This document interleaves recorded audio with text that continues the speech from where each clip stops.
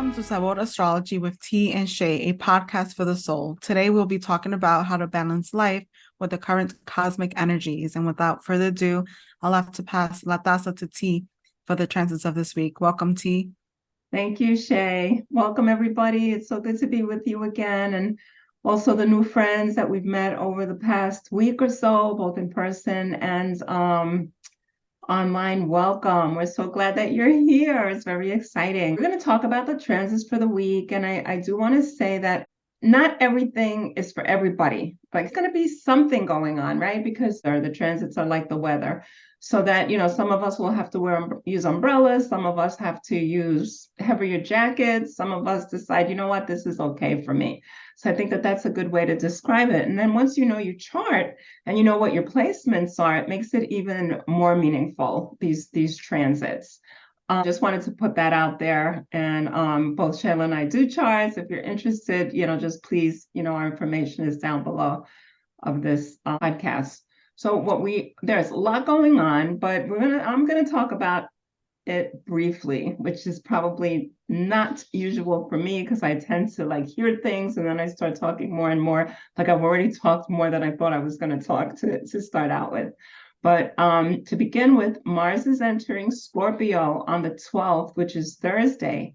And so Mars, we know, is this big energy. It's powerful. It's passionate. It can be,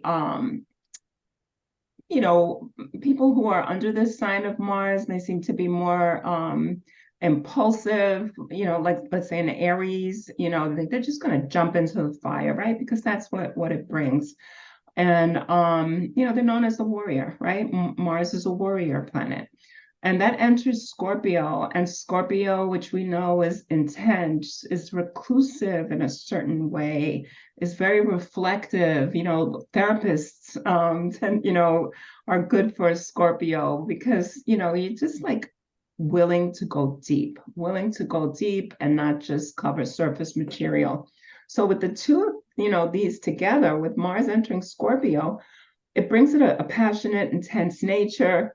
This ingress is one where a person can go deep and have the staying power, which is so good because Scorpio brings that staying power, in order to see a project through, an endeavor, or a relationship. So I would say there's no superficiality once Mars enters Scorpio. So that's my take on this particular transit, Shay.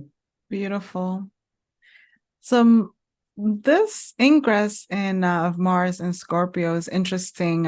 As Mars transits from the sign of Libra, where there's this middle ground, this fairness, the you and the I, Mars in Scorpio now looks back and reflects on that to assess their own resources and make a determination on how to best work their processes through their actions in a transformative way. The archetype of the Scorpionic Mars is the passionate warrior. So you can think about it being direct, let's go deep, not superficial level. We're going to go deep and into it. With this Mars and Scorpio, it's kind of like living in its sign because Scorpio, Mars is ruled by the Scorpionic energy in ancient times. And even now, some people who work more in Hellenistic astrology will work with those two together. Brings a sense of sexual urgencies and needs increase because of it. The shadow side to Mars in Scorpio is this aspect of obsession or this idea of prey and predator dynamic, which could get a little bit out of balance. So it's important to, again, work through resources, work through that balancing act with this Mars and Scorpio. And remember, with that Mars and Scorpio, there is this depthness to it. And there's some secrets and some taboos that can be hidden, or we might experience that for ourselves, or we might discover with this placement. But the light side of this beautiful Mars and Scorpio is the willpower, the actual self-power that it brings to us. Without Scorpio, we wouldn't know how to fit into our true power, being deep and acting within that, an ability to understand that life isn't fair. So there's some realism that this Mars and Scorpio brings to us that is great for understanding our financial life, to understanding our research life, to understand our lives in many different levels, and also how to become even resourceful in our life. So Mars in Scorpio is great to really catapult us in a way that is strong. Fire and water together can really create the steam. So it will create that for us during this time. That's lovely. That's such a lovely read. Yeah. What came up to me when you were talking about that was, Scorpio can sting, Scorpio can sting. Scorpio can hold on to things forever. Scorpionic energy remembers what happened in the first grade when, Johnny came over and, pulled your hair or tore up your homework, so you weren't able to give in homework, right? Scorpio remembers that stuff. So, there's always that potentiality for the sting. But also about Scorpio, which I guess we'll talk more about it, when we go into Scorpio season, is that Scorpio also remembers the good things that happened. Scorpio will remember the person who came to comfort them when they were in the first grade and Johnny tore up their homework. They'll never forget that person. So that's the other side of that. You made me think of that. I'm kind of excited with Scorpio season coming soon, although we're still in Libra. So let me just be patient. So the next one that we're going to look at, the next transit, is Venus in Virgo opposes Saturn in Pisces, and that's from Tuesday to Wednesday, the October 9th to October 11th. And for here, I see the energy of wanting to flit around, do different things, engage in lighthearted tasks, be in the pretty of life. However, there's always the however. Saturn is most likely going to bring a sense of heaviness, restriction to the atmosphere. It's going to say, wait a second, hold on, let's take this a little bit slower. Let's give it a little bit more time than we thought we wanted to give whatever the endeavor is that you are engaging in. Sometimes we feel that heaviness and we don't quite know what it is, but it could be just that, Saturn is hanging out, and Saturn is saying, there's a little bit of responsibility here. It's like, oh yeah, I can go. I think, because I always describe things in terms of myself, right? Oh yeah, I can go shopping. I can go shopping. Venus, and then Saturn is like, well, did you pay your maintenance yet? Did you go food shopping? Maybe I'll say, yes, I did all of those things. I am going to go shopping for more clothes, we'll see. But yeah, so that's the energy that I'm seeing. Again, don't take things too deeply. It is what it is. It's a short transit. And yeah, this too shall pass. Shay. Yes, definitely. I love the aspect of responsibility that it can bring in for us a little bit, getting the routine and the mundane done before we can go out there. This transit may encourage some distance from others, like emotional distance. So just being mindful of that. Don't seclude or isolate yourself too much that you can't express yourself. It's better to express and spill it out than keep it in. Feeling inhibitions when it comes to creations or the things that we're creating, and questioning if we're expressing and how we're self-expressing. Is it valuable in the world? So these are some things to contemplate, to think about. It feels more internal than external. However, I do suggest to write about it or even talk about it, like really express that, not being afraid. I think kind of going against the grain a little bit with this aspect will help us and shine some light on the things that we can improve on. And it's a short transit. So within that time, we can learn a lot from this Venus Saturn opposition to each other. Thank you.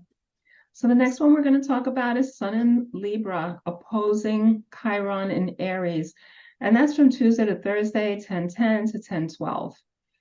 And I'm saying this as the light really shining on our relationships, how we manage our needs, how we manage our wants with other people. So think about those closest relationships to you.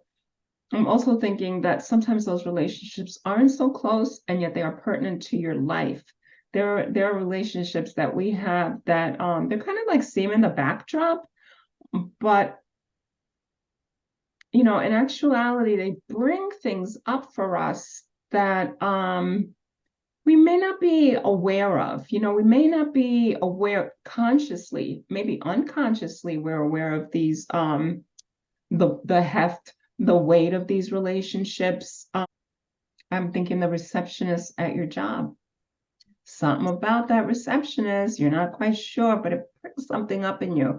And that could actually be something that is what you have experienced in the past with someone else. And they're just being themselves, but there's that memory. There's that memory that we keep in the fibers of our body that says there's something here. So when we have Chiron, and it's an Aries, so it is going to be big, right? The wounded healer. We have been wounded, all of us. We talk about this month after month, right? My wounds is my wounds. Shayla has her wounds, like we all have them, right? And it can be painful. It can be painful when we revisit these situations. Maybe that we're not feeling like we've been heard. We're talking to someone, we don't feel like we've been heard, and it reminds us of when X happened to us when we were 7 years old, or 14 years old, that we weren't heard from a particular person where it was really important to us. So that wound is visible again, it's revealed again, although it isn't the same wound, but it's the memory, which can be just as difficult. So tend to yourself, tend to yourself. And if you aren't feeling the pangs of this transit, which would be wonderful, there are people around you, right? The sun is in Libra. So offer comfort, offer healing to people that you are sensing, or listen for it. Listen. Maybe someone sounds uncomfortable. So like just hey, what's going on? Could really be helpful. I some of the key words I got from what T was saying was the past. Past is a big thing with Chiron and pain, and for us to understand those two words in context.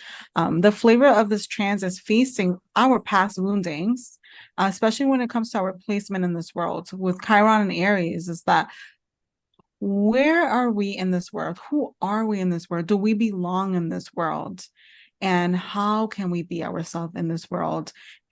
Anyone with Chiron and Aries, it's about you learning how to really be like how to step into yourself in this world with the care of no one, just being who you are, being that Martian energy, overcoming challenges of placement.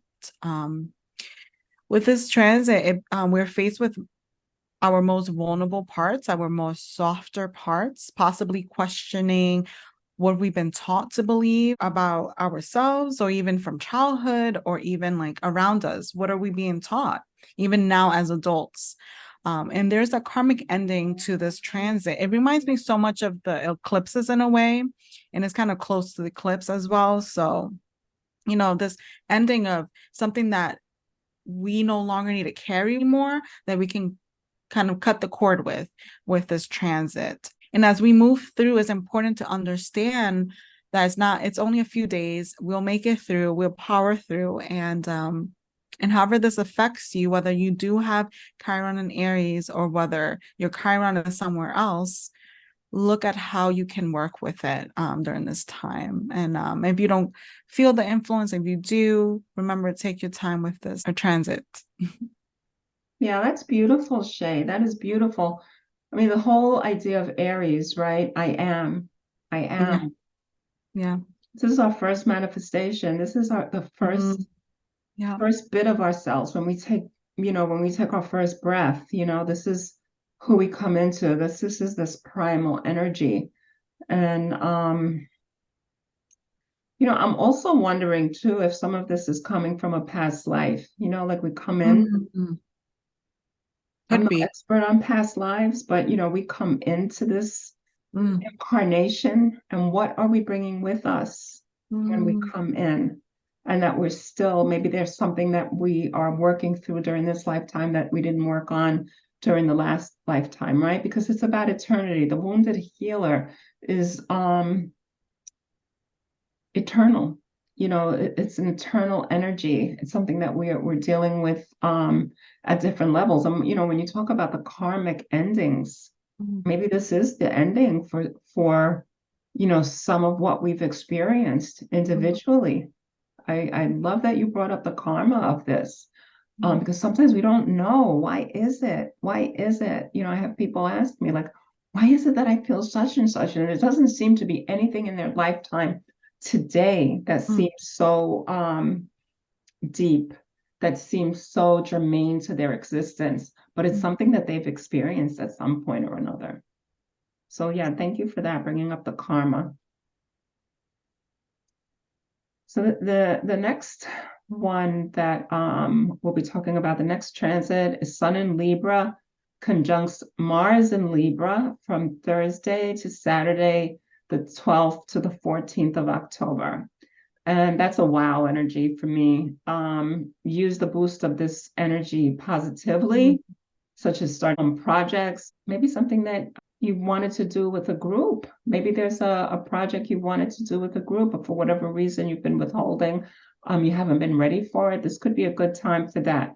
On the opposite ends, if you're feeling irritable, you're not really feeling the group energy, then you can sit it out, right? There's both sides of this. The sun is shining on it. What is it that you want to do? You can also use this energy, which I'm seeing is a very big energy in terms of a physical activity that you love, something that you love. So go for that. Don't go for something that you're unsure of, you feel insecure in, that you've never done before. This is something that you like to do, and you can funnel out some of that negative energy if you're feeling that. So that's my take. I love that. Funneling out some negative energy, of course. We're always in this process of development, and that's one, how to work through the good, the light, the negative, the shadow side. And this transit wants to bring it on with this high energy that can help us to move from stagnation that's kind of blocked us or stopped us, this propelling this energy that's coming in. And as I was preparing for this particular transit, of course, I get music, songs, inspirations that come in.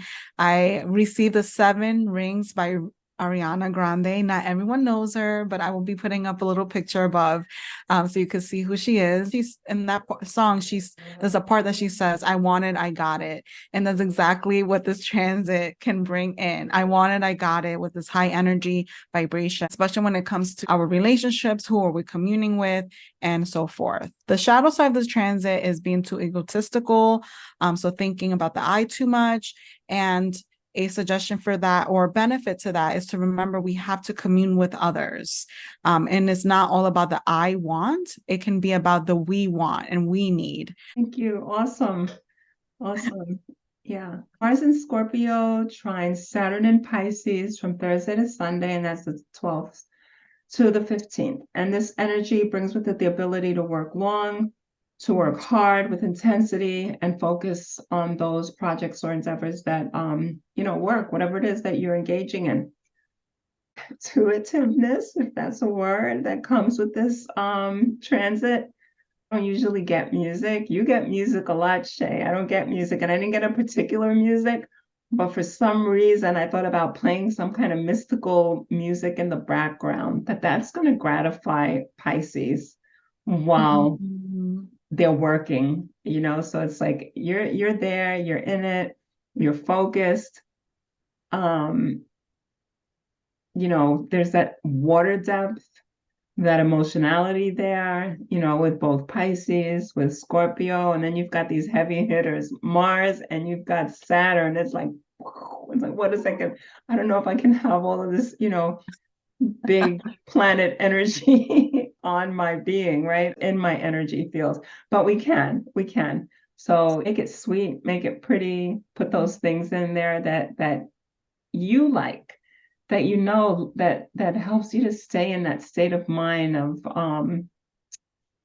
just ease, where it's not so heavy.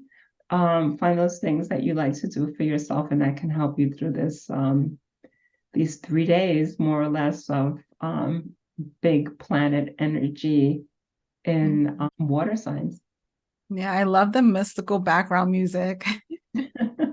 I've been listening to Halloween lo-fi, however you pronounce that, on Spotify and YouTube, and it's just amazing. It's similar to like the mystical music. I highly recommend.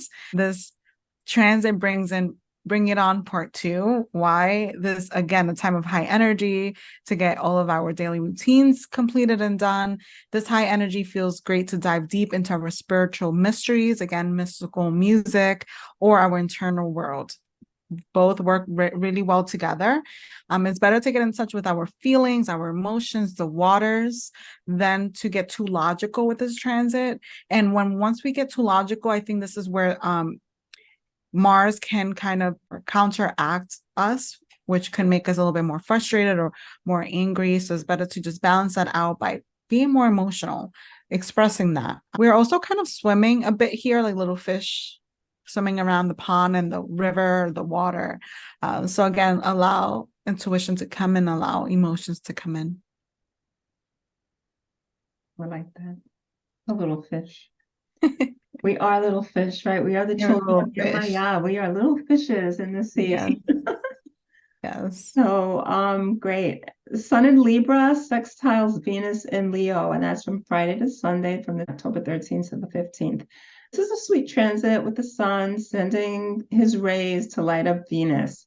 This is fortuitous for friendships, important to be real, important not to be phony, not to come on like gangbusters in your shine. You know, think light, think that light energy, that I don't know, like when you walk in a room and it's just confident, but it's not overtaking, it's not overpowering. The golden light of friendship and any business transactions that might have been in shadow will now come to light, will now there'll be more things revealed. I'm sensing now. So interesting. Within relationships, some things are going to be revealed that you didn't know about. Not terrible, but maybe things that weren't, uppermost or so conscious that maybe we even knew about them, but really weren't able to take them in at the time. But the sun and Venus together can bring that to you, can bring that information to you in a way that's palatable, in a way that is accepting. You know, you can accept this now, if you haven't been able to accept it before. That's what I have. Beautiful. This Valentine's in October with this transit. Halloween in the summer, but this is Valentine's in October with completely with this transit. Love, floats in the air for us. Transit can bring in that love, loving others and being loved. So accepting that. I think this being receptive to that. Our current romantic relationships, which T mentioned, that revelation of whatever it is that needs to be in the light, I feel are things that can be fixable, that can bring in more stability, maybe in the relationships, make it more concrete. I feel like there are more solutions than anything for the relationship.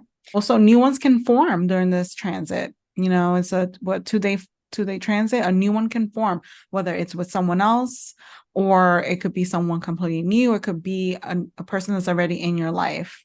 Enjoy this energy by looking at your own beauty. And I'm getting for us to really stand in the mirror in the morning and look at every part of our face and just affirm your beauty to yourself. Let this flow in for you. And this goes collectively for us to remember that in the midst of all the stuff that's happening in the world, for us to remember to use that light, like T mentioned, and that light brings a lot of love and kindness and understanding. Thank you for that. Just that awareness that there's so much more going on than just ourselves. Mm-hmm. Yeah. The next transit is Mercury in Libra, opposes Chiron in Aries, and that is going to be from Saturday to Sunday, the 14th and 15th. Libra makes a quick appearance. Mercury, quick, brings the message, you can heal through people in your life. And I think that's what, Shayla was just talking about a minute ago. This is very similar in this way, right? So talking, journaling, sharing in a group with other like-minded individuals, especially if you're hurting, if you're with other people that are hurting too, it's a good way to feel less hurting, in the wounded department. If you can sort of affirm for others and have for yourself affirmation, that what you're feeling is real, what is going on is truly being experienced. Someone not negating your experience is really super important. I think that's such a beautiful way to put it, T. And with this opposition, Mercury and Chiron, I'm seeing us like in the seesaw, relational, the other, and us, the I. So standing in the seesaw in balance with one another, seeing, because this opposition, it's like we're looking at ourselves, but we also have to look at the other plane right across to see where we can balance here. And this could be some things that might arise that are hurtful, that come from our past, and maybe it comes in our thought form, and just being able to just look at it and navigate it in a way that's, the seesaw can be, it doesn't have to be fully 100% straight, but it's good to have it so we can all collectively feel more attuned, more grounded. That's about helping us to learn. It is kind of karmic, and it reminds me so much again of the eclipses. So what we're learning here might be something that we'll continue to learn through the eclipse season, which is from the October 14th to the 28th of October. And last transit is Mercury in Libra, sextiles Venus in Leo. And that's Monday and Tuesday, the 16th and the 17th of October. And this transit makes for light energy, and it can bring a time with enjoyable interactions with other people, pleasant chatting, going to a museum, having lunch at a museum, having lunch somewhere nice. And, talk about sweet little things. It's like, this is your time to like not be so deep, not to be so heavy. The little gifts at the museum shops, like you don't have to buy them if you don't want to, but you can look at them, and you can play with them. Some things is what I'm seeing, like little puzzles, and just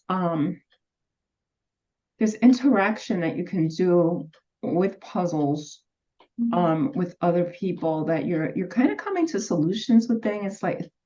It's like a metaphor, although you're not actually doing it maybe with real issues, but you can do it like lightly, like fun, like have some fun. And this can be a time of a sweet reprieve from those other heavier days that we have to contend with. I love that. Just like I love the bringing in right people together and during the transit. And also I love when Venus and Mercury are next to each other, because I feel like they're always making us busy. Like there's always something busy, but in a good way. It's like we're chatting up with good people. Good people show up for us, even whether it's new or people in our right now currently. So it gives us the opportunity to kind of get social, open up, get creative, and for us to open up to people coming in and wanting to make good conversations. Maybe we're learning from that person, maybe they're learning from us. And yeah, this gives me like, let's go and to a coffee shop, let's sit, let's relax and talk. Some of us might encounter people that will come in or like kind of flow into your life to talk to you. So I think this is a sweet little gift for us during these transits. It's like the dessert for the transits. I'm always up for dessert, Shayla. Yes, girl, me too. Maybe a little bit more than, as Venus rules my sun sign, right? So And my moon sign, so forget about it. hey, no wonder it's all about Yeah. sweetness. Mhm. It's good. Absolutely. So that's what we have for you today. Those are the transits that we look forward to this week. And thank you everyone for watching, tuning in to Sabor Astrology. We look forward to your questions if you have any. And remember, we have readings, consultations open and available. I will be linking that information below. The next event that we'll have is on October 21st and 22nd. I will be teaching Tarot 101. That will be either in person or online, and it will be in Chinatown, New York City. And then on October 20th, I will be collaborating with Dr. Emily C. from Emily Grace Acupuncture, doing a tarot list. So I will be also linking that information below. If you have any questions, please let us know. Any topics that you want us to explore and guide you in, please let us know. And if you haven't done so already, if you're not part of the Patreon yet, check it out because we just posted our most recent Libra video. So we're actually talking about Libra season, and then we have a chart analysis. So check that out as well. And that will be also down below. And thank you all so much. That's great. And just a reminder that my reissue of Knights of Indigo Blue, Daisy Muniz Mystery, is going to be available on the 19th. It's by pre-order. You can pre-order online if you'd like. Barnes & Noble, it's in different places. You can go to my website, or you could just, look online and you'll find it. So that's the Knights of Indigo Blue. It's a book that I love. It was my first real mystery that I put out there. So yeah, let me know what you think about it, because there's more to come. T's Relaunch is actually a series of 2 books. So she has her first Relaunch is her first mystery book, and then she has a second mystery book, which I haven't read, but I'm excited to read.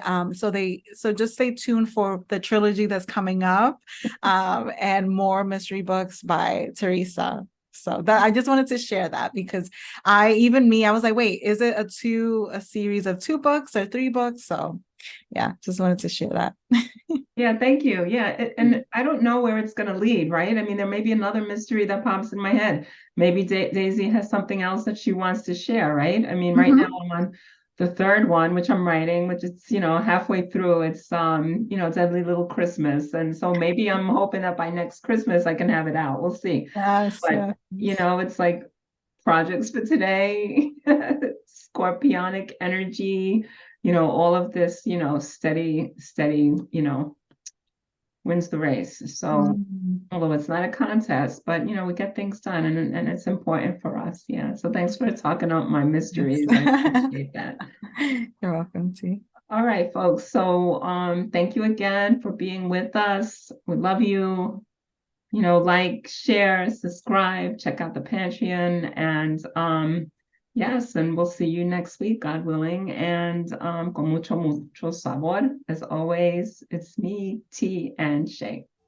Thank you, everyone, for tuning in to Sabor Astrology with T and Shay. Remember to like, share, and subscribe, and we will see you on the next one.